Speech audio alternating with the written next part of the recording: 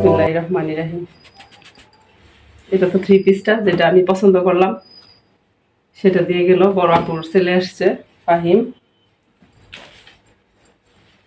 এই যে সেই 3 পিসটা, এটা সবাই আপনারা দেখছেন, তারপর আবার দেখাই দিলাম। বিশেষ করে ওনাটা আমার কাছে কিউট লাগছে, সত্যি কথা।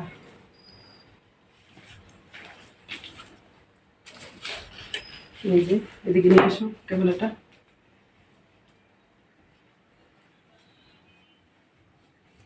ওনাটা আসলে অনেক কিউট, আর পার্পল কালার এমনি তো ভালো লাগে। আর তারপরে এই যে এটা তো আকিকার বস্তু।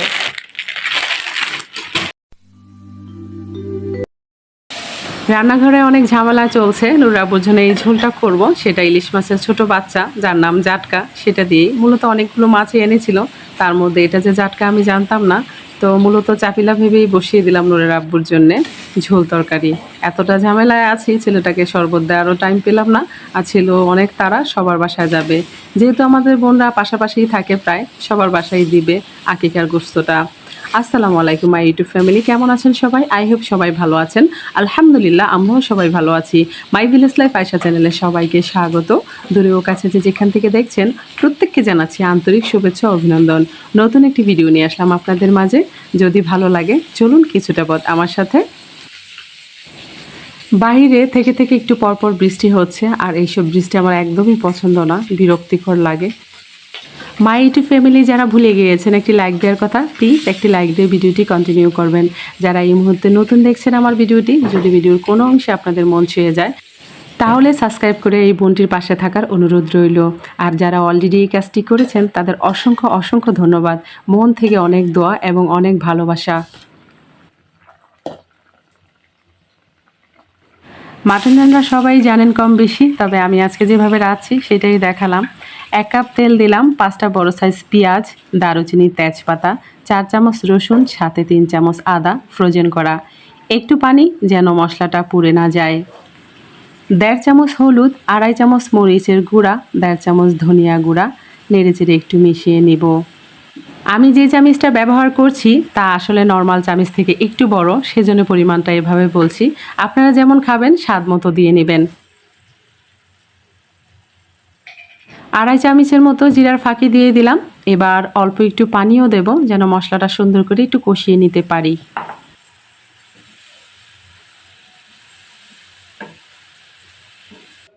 সামান্য একটু এলাচের ফাঁকি দিয়ে দিব, 2 চামচের মতো লবণ, তবে স্বাদটা অবশ্যই আপনাদের মতো করে দিয়ে নেবেন। যার যার রান্না সে তো বোঝেন ভালো, তাই না বলুন? অনেকটা সময় ধরে মশলাটা আমি কষিয়ে নিলাম, আর কষানোর উপরেই আসলে স্বাদটা বেশি ডিপেন্ড করে, এটা আপনারা সবাই কম বেশি জানেন। এ পর্যায়ে এসে গোস্তগুলো সম্পূর্ণ আমি দিয়ে দিলাম, তবে অনেকটা সময় লেগেছে আমার ক্লিন করতে, অনেকটাই ময়লা ছিল গোস্তের মধ্যে।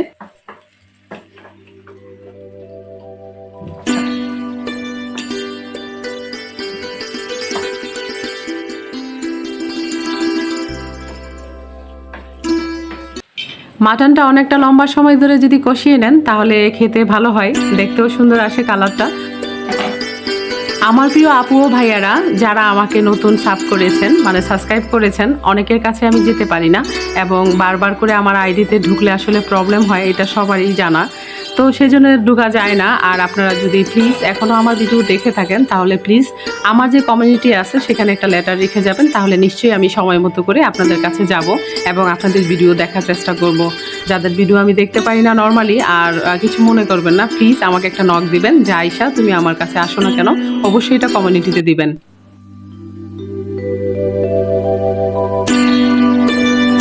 আমার মূলত বেশি প্রবলেম হয় ইলেকট্রিসিটিতে, যেহেতু কারেন্টের অনেকটাই প্রবলেম, মোবাইলেও চার্জ থাকে না। সমস্তটা দিন কাজবাজ শেষে ভিডিও এডিট করার পর প্রায় সন্ধ্যার আগে আমি ভিডিওটা আপলোড করি। আপনারা সবাই যারা আমার ভিডিও দেখেন তারা জানেন। মোবাইলে চার্জও থাকে না, তখন আমি চার্জ দিয়ে আপু ভাইদের ভিডিও ওয়াচ করি। আমি যখন ভোরে ফজরের নামাজ পড়ি বা কোরআন পড়ি তখনও অন থাকে ভিডিও, কিন্তু সাউন্ডটা অফ থাকে। কারো কারো ভিডিও আমি কমেন্ট দিতে পারি, আর কারোটা চলতেই থাকে, কমেন্ট আর দেয়া হয় না। বিশ্বাস অবিশ্বাস আপনাদের কাছে। মাটনটার স্মেলটা এত সুন্দর বেরিয়েছে, পুরা ঘরটাই যেন মৌ মৌ করছে। আমার মাটনটার কালারটা দেখে আপনারা বলবেন যে কেমন হয়েছে দেখতে। কালারটা যেমন সুন্দর এসেছে, খেতেও মাশাআল্লাহ অসাধারণ এসেছে। আর গ্রানের কথা কি বলবো, স্মেলে যেন পুরা ঘরটাই মৌ মৌ করছে। জুমাইমা, তোমার আকিকার গুস্ত খেলাম, তোমার জন্য অন্তর থেকে অনেক দোয়া এবং ভালোবাসা। অনেক বড় হও এবং মানুষের মতো মানুষ হও। আমি দুপুরে খাবারটা খেতে খেতে প্রায় 4:30টার মতো বেজে গিয়েছে। আলহামদুলিল্লাহ সুন্দর মতো খেলাম। আল্লাহ যা রিজিকে রেখেছে আলহামদুলিল্লাহ, শুকর আলহামদুলিল্লাহ। যাই খাচ্ছি আল্লাহ যেন সেটা নিয়ামত আরও বাড়িয়ে দেন, আর যে উদ্দেশ্যে খাচ্ছি তার নিয়ামতও যেন বাড়িয়ে দেন, আমিন। সমস্তটা দিন কাজ টাজ করে খাওয়া দাওয়ার পর যেন আলসেমি লাগছে, মনে হচ্ছে একটু শুয়ে থাকি, কিন্তু শুয়ে থাকলে তো হবে না, ভিডিওটা আপলোড দিতে হবে। আসরের নামাজটা পড়েছি প্রায় শেষ বেলায়। আসর নামাজটা পড়ে এবার তো আপলোড হয়ে গেছে ঠিকই, কিন্তু মোবাইলে তো চার্জ নেই, একদমই অল্প আছে। তাই চার্জ লাগিয়ে, আবার বলা যায় না কারেন্ট কখন চলে যাবে, তাই মূলত চার্জটা লাগিয়ে আপু ভাইয়াদের ভিডিওটা শুনছি। দেখতে পাচ্ছি না, যদি চার্জ থাকতো ডেফিনেটলি চোখের সামনে ভিডিও দেখতাম এবং সুন্দর করে কমেন্ট দিতাম।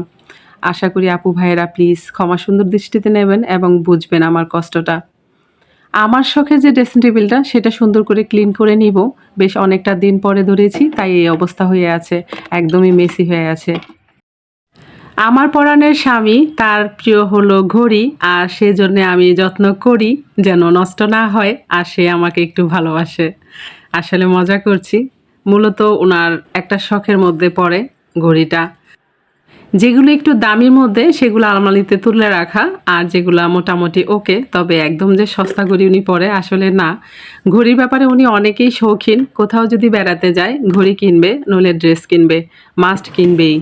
অনেকটা শৌখিনতা কাজ করে, তবে একটা সময় খুব জুতা কিনতো, আর এখন সে জুতা ওনাকে দেখি না খুব একটা নিতে। তবে এক একটা মানুষের এক একটা শখ থাকে। আমি যখনই কোথাও যাব আমার নজর পড়বে কোথাও গাছ আছে কিনা, যদি এখানে একটা গাছ হতো ভালো, এই স্মৃতি হিসাবে নিয়ে যেতাম। এক একটা মানুষের এক একটা শখ থাকে, তো তেমনই আমার হাজব্যান্ডের, আমার পরাণের স্বামীর শখ হলো, বেশিরভাগ শখের মধ্যে একদম ফার্স্ট হলো ঘড়ি। তাই মূলত সবসময় এগুলার যত্ন করি।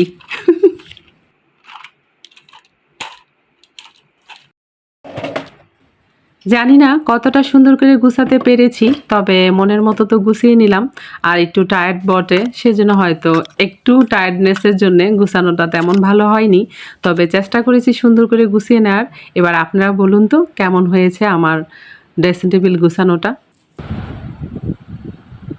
যখনই আমার কাছে যে জিনিসটা নেই সেটা মনে হয় আহামরি অনেক কিছু, আকাশ ছোঁয়া মূল্য। আর যখনই আমার কাছে চলে এসে যায় এটা যেন হয়ে যায় একদম নগণ্য। ঠিক এভাবে আমাদের ভাবনাটা উচিত না। আমাদের কাছে যা আছে তা যদি ক্লিন করে টিপটাপ করে রাখি, এটাই হয়ে যায় অমূল্য। আমার মনে হয় যে কোনো জিনিসই ময়লা হয়, সেটা আপনার হীরাও হতে পারে। হীরাও আপনি যদি পরিষ্কার না করেন একটা সময় কাচের রূপ ধারণ করে। তাই যা জিনিস আছে তাই পরিষ্কার রাখুন, সেটা আপনার অন্তরও হতে পারে, সেটা আপনার ঘরের আসবাবপত্র হতে পারে। এটা কোনো আর্টিফিশিয়াল গাছ না, এটা রিয়েল প্লান্ট। আঙ্গুল দিয়ে দেখিয়েছি মূলত এই কারণে, এই দুটো আমি সিমেন্ট দিয়ে বানিয়েছি আইসক্রিমের বক্সে।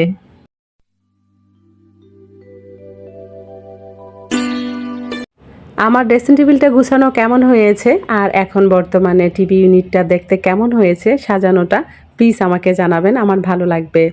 আপনাদের মূল্যবান অনেকটা সময় আমি নষ্ট করেছি, সেই জন্য সরি। বন্ধুরা, আমার ভিডিও যদি আপনাদের ভালো লেগে থাকে তাহলে অবশ্যই লাইক কমেন্ট শেয়ার করবেন, পাশে থাকা বেল আইকনটি ক্লিক করে দিবেন যেন নেক্সট ভিডিও পোস্ট করার সাথে সাথে নোটিফিকেশনটি পেয়ে যান।